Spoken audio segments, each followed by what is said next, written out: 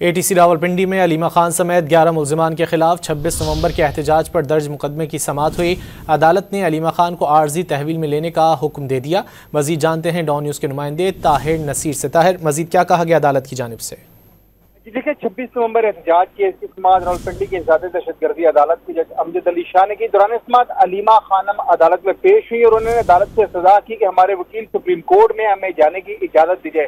ताहम इस पर प्रोसिक्यूटर ने अदालत से ये सजा की कि अलीमा खानम को जाने की इजाजत ना दी जाए, जिस पर अदालत ने अलीमा खानम को आर्जी तौर पर तहवील में लेने का हुक्म दिया है। अदालत ने यह हुक्म दिया कि मुल्ज़मा अदालती अहाते से बाहर ना जाए, जबकि अलीमा खानम के वकील फैसल मलिक भी अदालत पहुंच चुके हैं।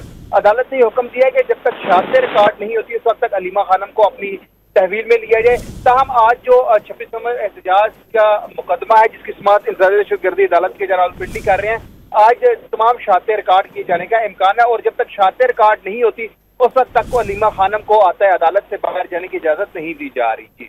बहुत शुक्रिया ताहिर नसीर इन तफसीलात के लिए।